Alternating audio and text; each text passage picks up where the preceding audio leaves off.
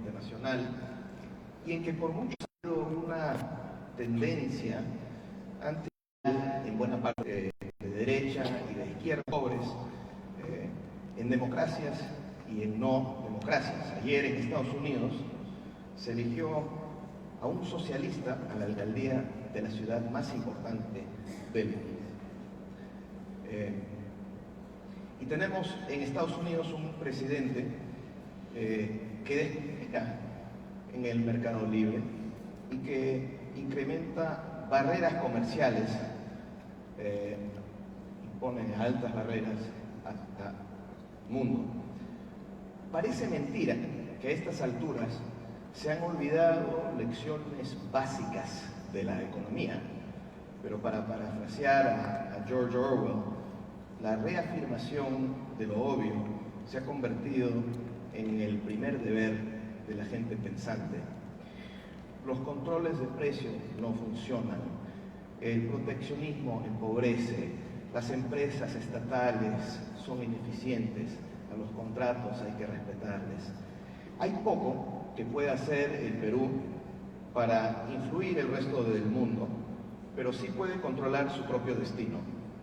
Desafortunadamente, el Perú no se salva de las influencias antiliberales, pues acá también hay quienes promueven ideas económicas fracasadas, pero las ideas importan. Y si hay un país que demuestra el poder de las ideas es el Perú, donde se ha puesto a prueba en diferentes etapas de su historia, en décadas recientes, el socialismo, el populismo y el liberalismo. Con este último siendo el único que ha tenido éxito y que es más ha llevado al país a su mejor momento en la historia. La libertad económica ha jugado un papel clave en esa historia.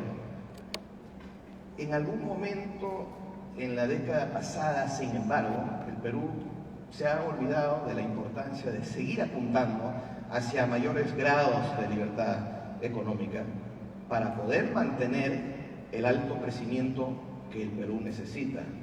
De hecho, en años recientes, según el índice de libertad económica que publica el Fraser Institute en Canadá, el Perú ha bajado del puesto 35 al puesto 51.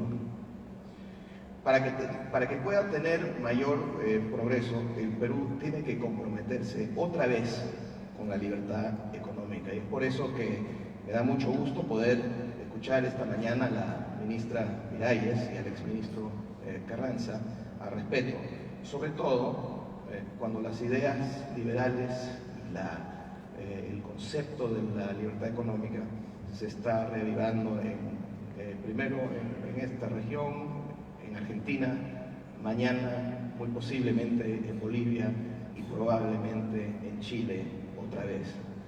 Así que con eso le paso la palabra a la ministra. Muchas gracias. Muchas gracias a todos, gracias por la invitación y es un gusto estar aquí. Esa breve exposición que hemos preparado se titula Seguridad para invertir, seguridad para crecer. Ayer nuestro presidente comentaba ya sobre los fundamentos macroeconómicos sólidos que tiene el país que garantizan la previsibilidad y la confianza. En un entorno global incierto, estamos garantizando nuestra meta de crecimiento al cierre del año de 3.5%, superior al 2024. De la misma manera, la inflación se mantiene baja y estable, con 1.4% en octubre, acumulando el cumplimiento de rango meta por 19 meses seguidos. Por su parte, las reservas internacionales ascienden a casi 90.000 millones de dólares, lo que involucra el 96% del PBI. Estos resultados reflejan una política macroeconómica responsable y una gestión fiscal estable que se ha mantenido en los últimos 25 años en nuestro país. Mantenemos los niveles de riesgo país más bajos de la región, reflejo de la confianza y la estabilidad que he comentado. Además, se conservan otras fortalezas, como el déficit el bajo déficit, la deuda pública controlada gracias a esta disciplina fiscal ya mencionada. Esto reduce el costo del financiamiento público y privado y nos permite canalizar recursos internacionales que vamos a enfocar y que estamos enfocando en infraestructura y productividad. Estas fortalezas nos permiten seguir avanzando con las metas fiscales ya planteadas y como también ya hemos anunciado, estamos previendo el cumplimiento de la regla fiscal este año de 2.2% del PBI y que nos lleva a pensar en el cumplimiento de la reducción y hacia el 2026 también el cumplimiento de la meta del 1.8%. Pero para eso necesitamos tomar algunas acciones concretas que hemos ido adelantando estos días también. El cumplimiento de las reglas fiscales genera confianza y son pilares de una misma política. Proteger a las familias y establecer reglas claras para la inversión. Apostamos por dinamizar la economía y el desarrollo de infraestructura con responsabilidad fiscal y un enfoque de resultados. La seguridad ciudadana requiere el compromiso conjunto del Estado y del sector privado. Solo con entornos productivos y seguros podemos sostener el crecimiento transformando la inversión en bienestar para la población. La confianza internacional nos está acompañando. Hemos recibido el respaldo de las clasificadoras más importantes. Tanto Fitch, Moody's como Standard & Poor's destacan la fortaleza fiscal y la credibilidad en la política económica sostenida del país. De hecho, Fitch recientemente ha ratificado la calificación crediticia del Perú con 3 veces estable, destacando el avance sostenido en la consolidación gracias al favorable desempeño de los ingresos fiscales, principalmente en este año, la deuda pública en niveles bajos y estables, en comparación sobre todo con otras economías de la región, y el compromiso del gobierno con el cumplimiento de las reglas fiscales. Ese respaldo refuerza la confianza de los inversionistas y sostiene crecimiento y empleo.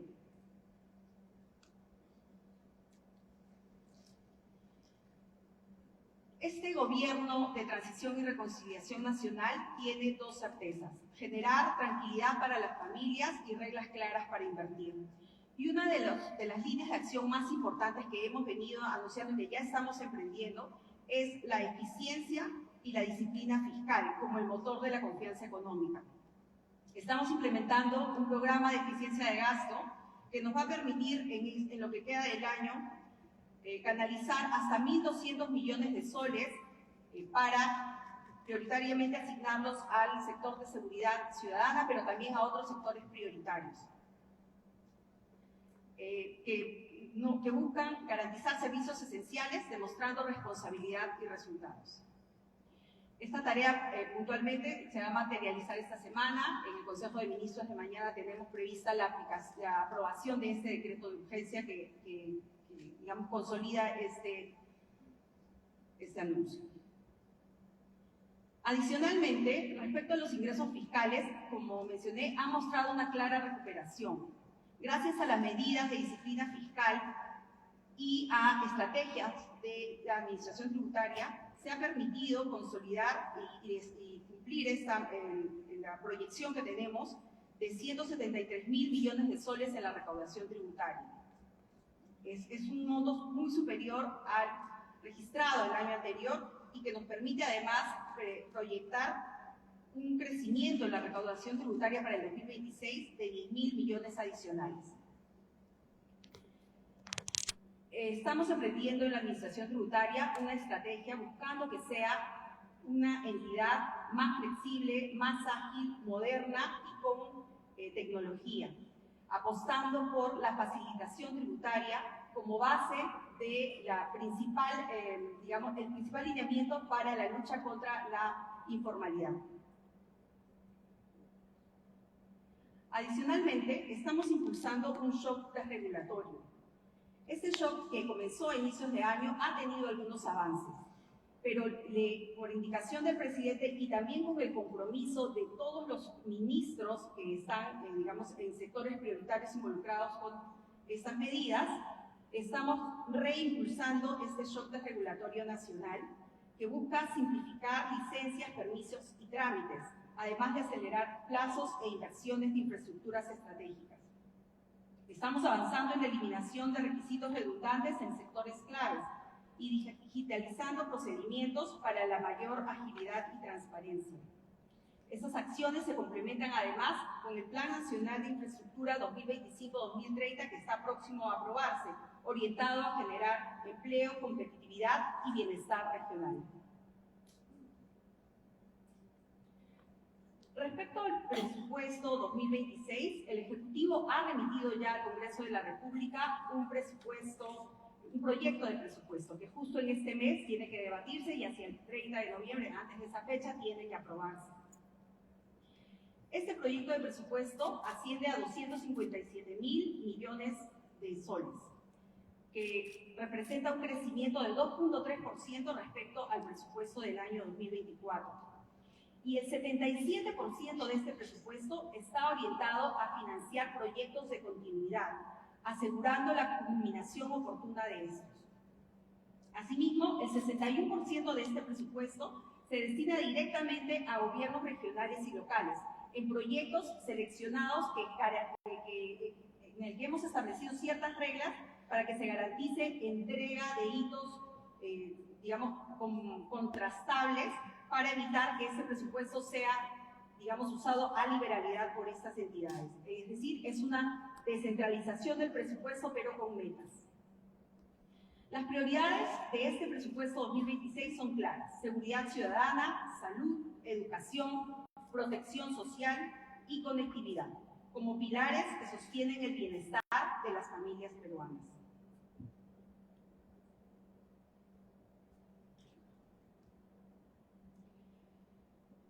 En este gobierno hemos mencionado en varias oportunidades respecto a la necesidad de generar un entorno seguro como base no solo para la tranquilidad de las familias, sino para una garantía de la inversión privada. Estamos impulsando mecanismos de inversión que garanticen no solo el desarrollo de la infraestructura, sino su culminación y sobre todo su operación y mantenimiento. Las decisiones de cómo se realizan los grandes proyectos en el Perú no pueden poner en riesgo el costo fiscal de los siguientes años. De la misma manera, las normas que se aprueban en el presupuesto tienen que garantizar que están orientadas a generar mayor desarrollo económico. Antes de culminar mi presentación con esta frase que pueden ver, que es un poco la visión que tenemos en este corto tiempo, en este gobierno de transición, que lo que busca es generar orden, volver a organizar varios temas relacionados a la generación de productividad, a reducir el impacto de ciertas medidas que afecten nuestra sostenibilidad fiscal. Quería comentarles algo. Hace 2 años yo tuve el honor también de estar en esta plenaria. En esa oportunidad les contaba que teníamos todo un movimiento, tanto con entidades públicas, con empresas privadas, para trabajar el combate no solo contra la anemia, sino trabajar estrategias para reducir la desnutrición de la infancia. Y anunciábamos que teníamos mucha voluntad. 2 años después, sé que ha sido mucho tiempo para nuestros niños también, pero me siento muy contenta de, a pesar de todo lo que hemos pasado, tener que bregar con muchas entidades, aprobar lineamientos, definir ciertos conceptos que no permitían que se invierta más masivamente en estos dos sectores tan sensibles. Puedo anunciar que junto con el Ministerio de Salud y con la colaboración de 8 gobiernos regionales, antes que acabe el año, esos gobiernos regionales van a priorizar proyectos para, mediante obras por impuestos, ejecutar actividades, no solo también IOARs y proyectos de inversión para combatir anemia y desnutrición infantil. Sé que ha costado demasiado y nos comprometemos desde este espacio del Ministerio de Economía y Finanzas para que esas decisiones de país que no pueden esperar deban fluir más rápidamente. Y seguro que antes de que acabe el año los debemos estar convocando para que podamos financiar algunas de esas intervenciones en esas 8 regiones claves que además han sido escogidas por sus indicadores prioritarios que están postergando el crecimiento el crecimiento sano de nuestra niñez. Entonces, eso les quería comentar y bueno, me despido comentándoles que nuestra gestión será corta, pero necesita que sumemos esfuerzos. Yo agradezco mucho la disposición y no solo con buenas intenciones, sino con muchas propuestas muy evaluadas y concretas que he recibido no solo de empresas privadas, de exministros, también de todos los líderes nacionales, porque creo que estamos reconociendo que estamos en un punto de quiebre.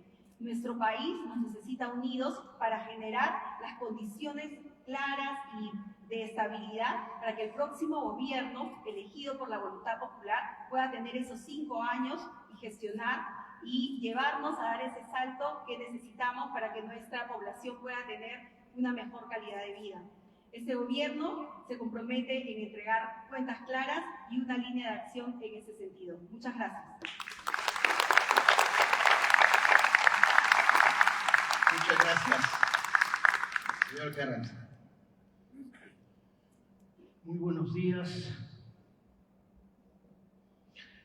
Yo no sé quiénes de ustedes estuvieron en el CADE 2010, no sé si se acuerdan. No lo veo a Julio Luque, que fue el presidente de ese CADE. Fue un CADE extraordinario. Fue un CADE totalmente inusual, porque no habían presentaciones. Hubo trabajo de equipos. Nos sentamos en mesas, funcionarios públicos, empresarios, técnicos independientes, profesores universitarios, y empezamos a discutir qué necesitaba el país para crecer. Ese quinquenio, del 2006 al 2010, fue un quinquenio extraordinario. El Perú creció 7%. Casi el doble del crecimiento promedio de América Latina. El mundo salía de la gran crisis financiera global a media caña. Nosotros habíamos salido con un rebote impresionante.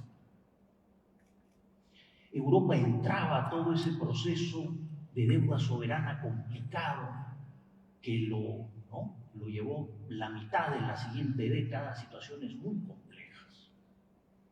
Ese gran optimismo, esa gran ilusión, para una persona extranjera fue algo rarísimo, y me lo comentó terminando ese caso. Con las propuestas que ustedes hicieron, liderados por Julio, preparamos 100 proyectos legislativos que se entregó al siguiente gobierno, el gobierno del señor Humala, y desgraciadamente lo encarpetaron. ¿Qué hubiese pasado si las propuestas que ustedes hicieron, empresarios, funcionarios públicos, técnicos, se hubiesen implementado? Y hubiésemos seguido creciendo a ese 7% como promedio anual. Hoy día tendríamos el PIB per cápita de Chile. Eso significa que 8 millones de peruanos no estarían en situación de pobreza. La pregunta ahora es, ¿cómo construimos ese edificio de la prosperidad? ¿Cómo llegamos a ese anhelo de eliminar la pobreza? Voy a hablar de los 3 pisos, empezando por la base, por el suelo. El primer piso es la fortaleza macro, eso nos da estabilidad. Sin esa estabilidad el edificio se cae. Nos pasó en los 80s. El segundo piso es el de la eficiencia de los mercados. Eso es lo que nos va a permitir generar economías de escala, innovación. Eso nos va a empujar el crecimiento del tercer piso. El tercer piso es lo que nos lleva a la prosperidad. Ahí están nuestros sectores. El primer piso es cemento, y eso es estable, y es sólido. Se nos está resquebrajando. Hay que hacer un par de cambios pequeños. El segundo piso es lo que se nos está viniendo abajo, y es donde hay que trabajar. Esos son fierros que hay que poner. Y eso también es Estado en colaboración con el sector privado. Y el tercer piso son los ladrillos, que son nuestras empresas, y son los que nos van a llevar a la prosperidad. Empecemos con el suelo rápidamente por los tiempos. Hace 20 años nuestra posición geográfica era totalmente irrelevante. Los flujos comerciales de Sudamérica eran básicamente hacia Estados Unidos y Europa. Hoy la situación ha cambiado totalmente. China es el primer socio comercial de Sudamérica. Las clases medias en Asia, China, India, Indonesia y otros países incorporan 100 millones de personas por año. Eso determina patrones de consumo que va a determinar los flujos del comercio. Esa visión a 15 años, tenemos que trabajarla bien y va a ser un motor importante si lo hacemos muy bien. El otro tema de nuestra base, nuestro suelo, son nuestros recursos naturales, que todos los conocemos muy bien y no me voy a detener. Lo que sí quiero decir es que nuestros Andes y nuestra selva, que nos dan esa riqueza, también nos dan grandes desafíos que tenemos que resolverlos con una sola palabra: infraestructura. Veamos el primer piso. Hemos logrado convergencia inflacionaria antes que Estados Unidos. Ya no menciono países latinoamericanos. Tenemos una enorme fortaleza cambiaria.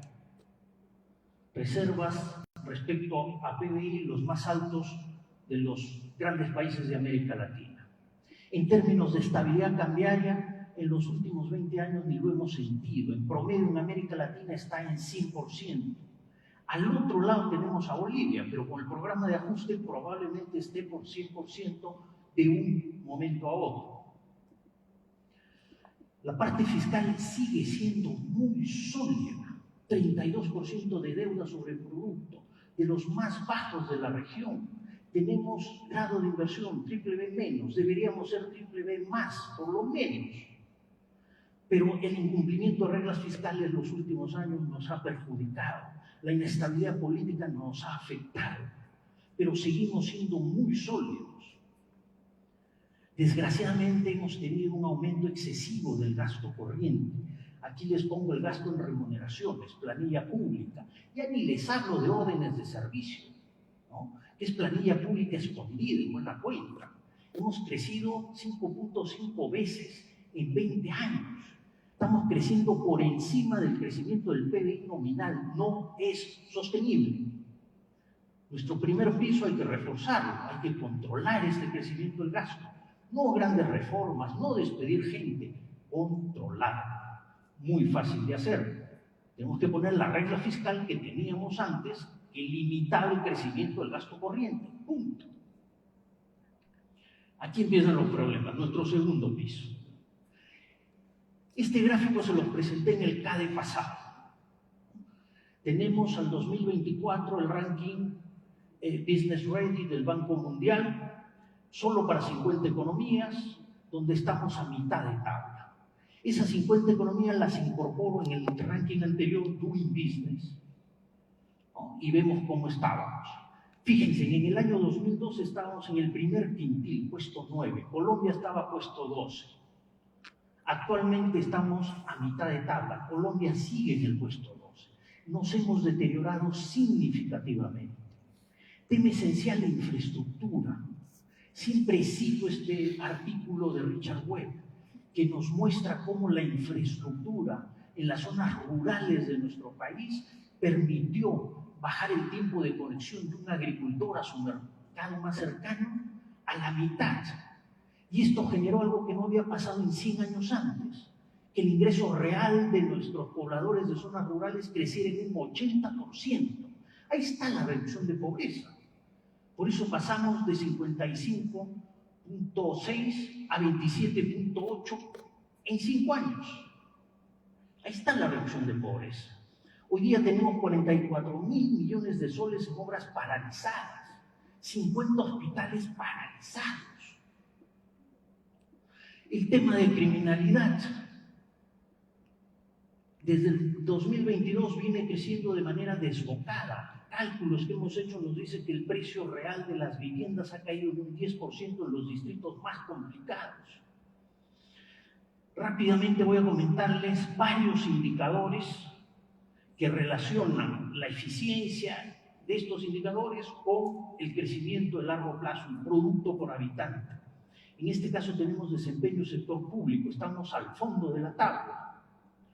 Institucionalidad. ¿Qué necesitamos para desempeño público? Procesos y meritocracia, que lo hemos perdido. ¿Qué necesitamos para institucionalidad? Procesos, meritocracia e institucionalidad, directores independientes. Si hubiésemos tenido directores independientes en Petroperú, como los tenemos en el Banco Central, nos hubiésemos ahorrado 20.000 millones de soles.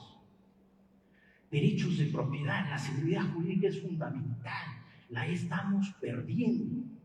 En el CIADI tenemos más de 6.000 millones de dólares en controversias. Al 2017 solo habíamos perdido 37 millones.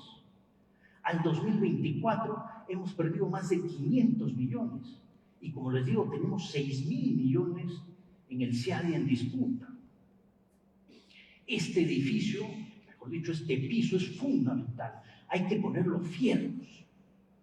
¿Y dónde tenemos que poner esos fierros para que este tercer piso explote? Voy a referirme a dos sectores.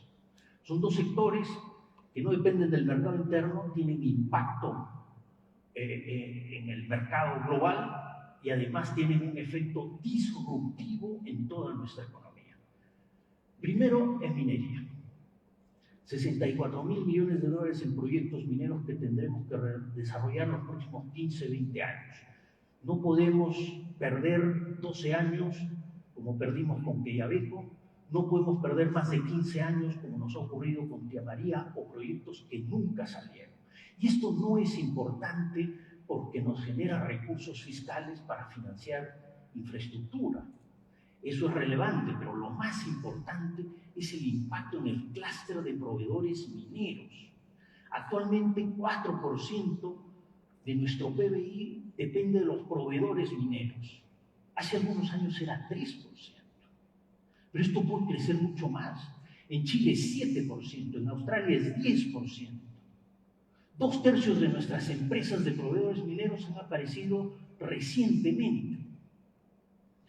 Y lo importante es desarrollar esta masa crítica para explotar a los proveedores mineros. Cada empleo en minería te genera 15 empleos en los proveedores mineros. Y podríamos llegar en 20 años a 8% de nuestro PBI, con altos ingresos, con empresas con conocimiento, con empleo calificado. Esto es lo que nos va a llevar al primer mundo si logramos aumentar la productividad entre lo que tiene Chile y Australia. Pero no los elimina la pobreza. La pobreza la eliminamos con la agroexportación. Este gráfico es extraordinario. Pasamos de casi nada a más de 11.000 millones de dólares. Y esto refleja el trabajo coordinado del sector público y sector privado. En términos relativos hemos tenido un crecimiento de 20 veces. México nos sigue con un crecimiento solo de 6 veces. América Latina en promedio está en 5 veces de incremento. Nosotros 20 veces. Y lo hemos logrado solo con 250.000 hectáreas. Tenemos proyectos para sacar en los próximos 15 años para multiplicar por 3, llegar a más de 750.000 hectáreas. ¿Qué significa esto? Empleo. Empleo de zonas altoandinas y zonas periurbanas. Podríamos crear más de 6 millones de empleos. Eliminamos pobreza en 15 años. Y esta masa salarial se va a trasladar al resto de sectores de nuestra economía. Majiciguas 2 en Arequipa, 264.000 empleos que hubiesen generado por año actualmente 9.000 millones de soles en masa salarial para comprar bienes y servicios a la sociedad arequipeña. Majiciguas no es un tema del gobierno regional y del concesionario. Majiciguas es un tema de toda la sociedad arequipeña, como estos proyectos es tema de todos los peruanos. Y con esto eliminamos la pobreza. No voy a entrar al hub logístico. En 15 años deberíamos tener listo esto para el despegue, pero hay que tener la visión. Visión necesaria para construir este edificio. En el CADE del 2040 no debemos estar preocupados si es que vienen o no los candidatos. En el CADE del 2040 tenemos que estar celebrando que eliminamos la pobreza y que estamos en el primer mundo. En el CADE 2040 tenemos que llegar a la promesa de la vida peruana de Jorge Basadre. Pero para llegar a eso tenemos que estar juntos. No podemos estar congelados. No podemos dejar que los incendiados y los podridos se roben el país de nuestros hijos. Muchas gracias.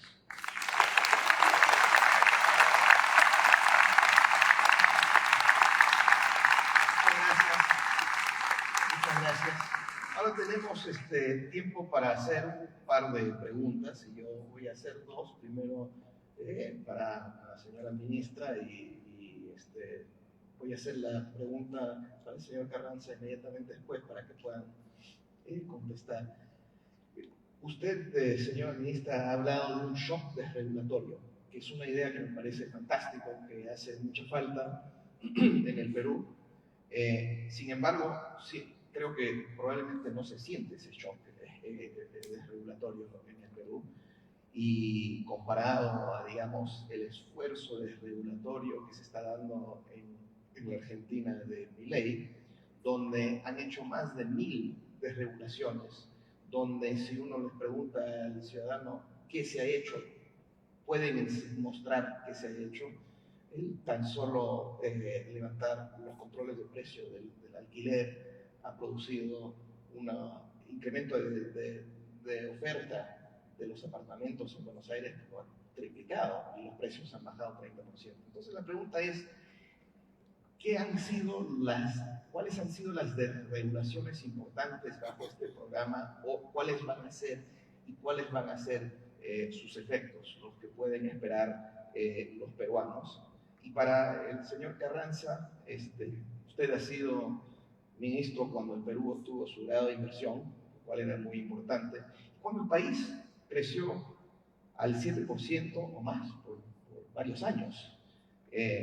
Yo creo que tenemos que ser ambiciosos y tener una visión ambiciosa en el Perú y querer crecer nuevamente al 7%. Creo que es posible. La pregunta es, ¿qué medidas tendría que tomar el Perú para volver a crecer al 7%, cosa que resolvería grandes problemas en el Perú? ¿Sí? Gracias. Como comentaba al inicio de este año, hacia abril, se emprendió este shock desregulatorio. A la fecha son 660 medidas las identificadas en mesas de trabajo, no solo con sector público, sector privado, sino también algunos otros actores de la sociedad. Y a la fecha se han culminado 451 de estas, se han atendido y, digamos, se han procesado los cambios y creo que representa un 68% de avance. Pero creo que la diferencia, en todo caso, de lo que estamos reforzando ahora, es que tenemos que recuperar la capacidad del país para generar desarrollo.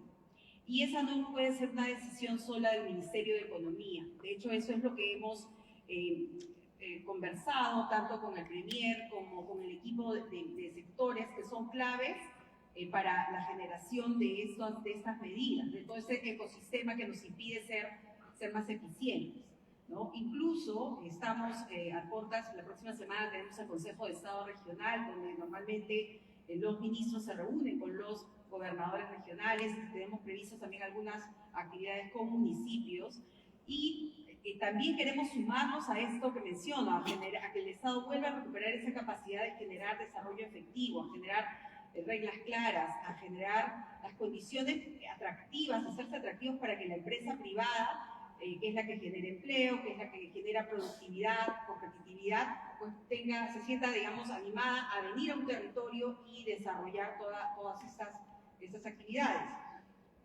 Consideramos que reducir trámites, porque hay esa visión también de parte del sector público, este sector público enorme que hemos acumulado en todos estos años, hay esa visión de que cuando simplificas trámites, reduces ese poder, esa capacidad del Estado. Creo que un trabajo que estamos iniciando y que espero que cuando digo iniciando no es que recién están iniciando y va a tener, digamos, un largo camino. Estamos claros que nuestras acciones tienen que ser concretas y rápidas. Y lo que queremos es que se entienda desde el sector público que necesitamos ser más ágiles, más confiables y más modernos. Nosotros trabajamos para los ciudadanos, no para tener un sistema anquilosado de normas que no todos conocen y nadie puede aplicar finalmente, ¿no? Y bajo esa lógica es que estamos, primero las medidas que se están avanzando, estas 660 que comento, se están, digamos, agilizando el proceso de revisión de las que quedan pendientes, pero además estamos pidiendo a los sectores que algunas de ellas que han sido evaluadas con este concepto anterior de que es ceder el poder, digamos, del Estado, sean reevaluadas con el objetivo, pues, de reducir sobrecostos y facilitar la inversión privada, ¿no? Consideramos que tenemos que fortalecer la confianza en las instituciones. No es posible que el nivel de confianza del ciudadano en el Estado haya ido decreciendo a lo largo de los años y los funcionarios que estamos ahí no hagamos nada concreto por cambiar eso, o sea, lo hayamos normalizado, ¿no? En el último año he visto muchas encuestas de aprobación de no solo ministros, sino de ciertas entidades, y siento que, no sé, a mí me afectaría mucho que la entidad donde trabajo tenga ese poco nivel de comprensión y de respaldo, ¿no? Y en esa línea, puntualmente en el ministerio, estamos primero recibiendo absolutamente todos los alcaldes, a gremios, estamos recibiendo también a sindicatos, para escuchar un poco el punto de vista, también para generar conocimiento de cómo funciona el Ministerio de Economía y Finanzas, y eso estamos trasladando a los funcionarios. Nosotros nos debemos al Perú, nos debemos a sus pobladores, y tenemos que buscar el diseño de las políticas públicas no desde el escritorio, sino a partir de la realidad. Y eso es algo que estamos impulsando puntualmente en el Ministerio, ¿no? Y en sectores estratégicos como minería, hidrocarburos, también obviamente en otros sectores involucrados como cultura o ambiente, ese proceso esperamos que pueda permitir destrabar grandes proyectos de inversión, no solo proyectos de inversión mineros, sino proyectos de inversión que generen mayor empleo como la agroexportación, proyectos de infraestructura que son necesarios, pero proyectos estratégicos que además cambien esa visión. Muchas veces se ha hablado de priorizar el recurso para financiar proyectos que cierren brechas, de acuerdo, eso es algo que se tiene que hacer porque la brecha social en nuestro país es alta, pero debemos apostar también por proyectos de infraestructura que generen desarrollo, que nos hagan más competitivos, ¿no? Creo que es un punto importante y el tiempo que nos estamos poniendo metas en el tiempo que tenemos y dejar también estos lineamientos para la siguiente gestión. Muchas gracias. Sí, gracias. A ver, creo que hay un montón de temas, pero los resumiría en 5. Uno, cambio en la regla fiscal, controlando el crecimiento del gasto corriente. Eso es fundamental, eso se hizo y funcionó muy bien, porque la inversión pública pudo pasar de 3% a 6% del PBI en un periodo muy corto de tiempo. Segundo lugar, tema de infraestructura. Necesitamos financiamiento, pero fundamentalmente la ejecución de las obras. Y ahí tenemos un serio problema, hay que verlo de manera integral. Tenemos gente, pero hay que cambiar los procesos. Tercer punto, todos los temas de regulación y eficiencia operativa, que el ranking Business Ready del Banco Mundial lo diagrama muy bien. Ese debería ser el 50% de los planes de gobierno de nuestros candidatos. Y apuntar a simplificar eso y pasar al primer quintil y no estar a mitad de tabla, ¿no? En la parte de eficiencia operativa es lo más dramático. De los 6 tópicos, en 6 de ellos estamos en el último quintil. Luego, educación y salud. El sueldo de los maestros y los médicos es un objetivo intermedio para lograr buena educación y buena salud. En el Orito hace un mes han muerto 34 niños de tosferina por no estar vacunados. Eso no nos puede pasar. Y finalmente nuestros grandes proyectos en agroexportación y en minería. Eso es nuestro tercer piso que nos llevará a la prosperidad. Bueno, muchas gracias. Me temo que ya no tenemos tiempo. Bueno, parece que hay un par de minutos más, así que ¿por qué no? Hablemos un poquito de la ineficiencia del Estado, de la ineficiencia del gasto, ¿no?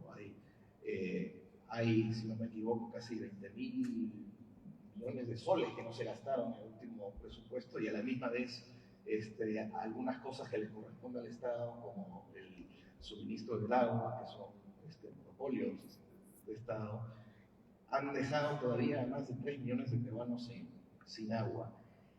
¿Cuál es la propuesta más específica para mejorar la eficiencia del Estado, sobre todo en el gasto? De mi parte, podría comentar que es importante que instrumentos como el Plan Nacional de Infraestructura tengan una relevancia en las decisiones de las autoridades que son ejecutoras del gasto. Estamos, como mencionaba, cortas de aprobar este plan, que además tiene un enfoque territorial, que identifica no solo, digamos, los proyectos ancla, sino que además busca explotar las potencialidades por estos grupos de macroregiones que han sido identificadas. Y creo que ese debería ser un derrotero para las nuevas autoridades que vengan, porque no solo estamos cambiando en el próximo año de presidentes, sino también estamos cambiando de gobernadores, vamos a cambiar de alcaldes. Entonces, tenemos que hacer un trabajo para generar poner en visibilidad y darle poder a ese tipo de instrumentos que tengan un sentido de responsabilidad en la priorización de los recursos, ¿no? Algo muy importante también que queremos promover es algo así como el Acuerdo Nacional Económico. No lo escuchaba hace un rato de los jóvenes. Es importante, o sea, todos creo que estamos de acuerdo con cuál es la gran receta para generar desarrollo. Lo que tenemos que hacer es que todos los actores que tienen un nivel de decisión, un nivel de responsabilidad, tomen esa, no sé si decir obligarlos, pero tomen eso como una consigna, ¿no? Y lo decía el mismo, que no podemos dejar que roben el país. Juntos tenemos que construir ese país que necesitamos y tiene que ser a partir de esa línea base con la que todos estamos de acuerdo, que pueden haber distintas orientaciones económicas, pero creo que el Acuerdo Nacional Económico es algo que debe ser respaldado por todas las fuerzas políticas, ¿no? Una sola frase: decisión política. 2009, regreso al ministerio, la licitación de la línea 1 del tren se había caído y se retomó esto.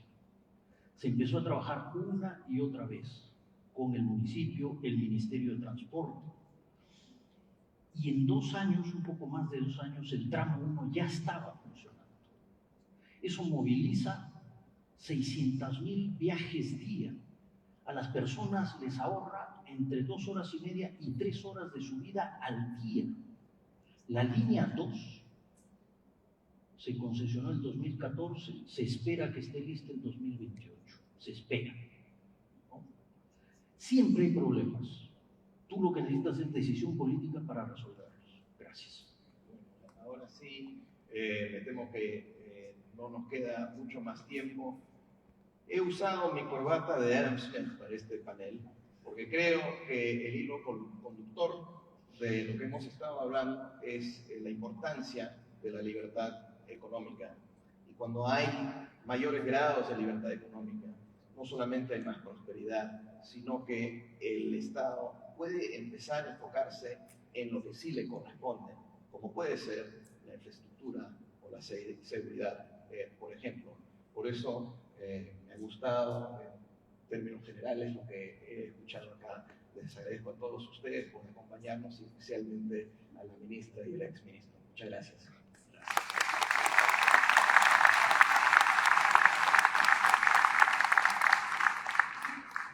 Agradecemos a la señora ministra Denise Miralles, a Luis Carranza y a Ian Vázquez por este interesante panel y los invitamos a la foto protocolar. Por favor, muchísimas gracias.